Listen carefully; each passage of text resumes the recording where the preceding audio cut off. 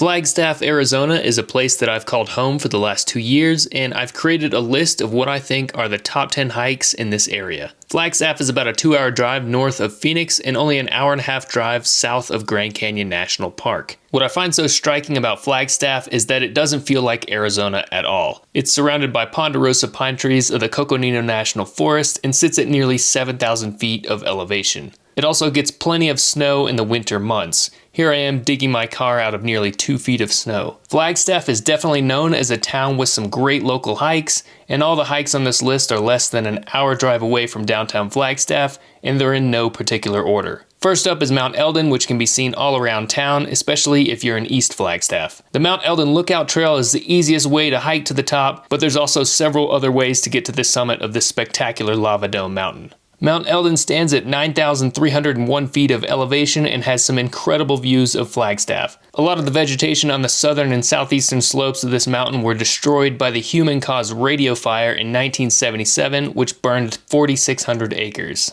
Next up is Humphreys Peak, which sits at an elevation of 12,637 feet, and it is the tallest mountain in Arizona. There's a ski resort known as Arizona Snow Bowl on one side of this mountain that is very popular in the winter months, and actually the easiest way to the summit crosses a ski path, but the summit is also accessible from the other side via the Weatherford Trail, which is a bit longer and more difficult. Getting to the Weatherford Trailhead does require driving down a dirt road, but if my 95 Honda can handle it, I'm sure whatever you drive can handle it too. No matter how you get to the top, just be prepared to be amazed. Kendrick Peak is another great hike in northern Arizona. This mountain sits at 10,423 feet of elevation and has some excellent unobstructed views to the north. You can also enjoy a view of Humphreys Peak, which is located to the southeast of Kendrick Peak. At the top of this mountain is a helipad as well as a fire tower. I was up there before COVID, so I was able to walk in the tower and chat with the ranger, but I doubt this is something that you'll be able to do anytime soon. Kendrick Peak is definitely a great place for a day hike or even an overnight trip, and I highly recommend it.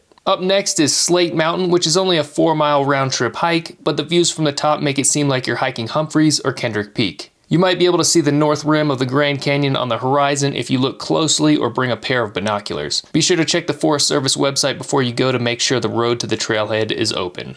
SP Crater is next on my list, and it's an 820-foot cinder cone volcano with no official trail to the top. From the summit, you can see a well-defined lava flow that extends 4.3 miles to the north.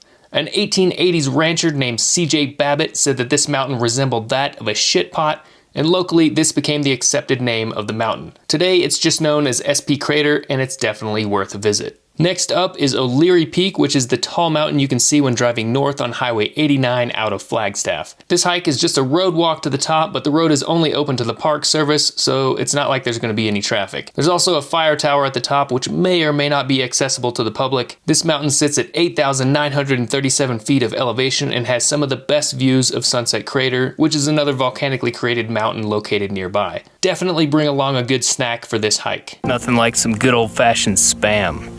Yeah, it's one of my favorite trail foods. The Old Caves Crater Trail is another great walk here in northern Arizona. It's a shorter one at only 3.5 miles in length, but the views from the top are incredible.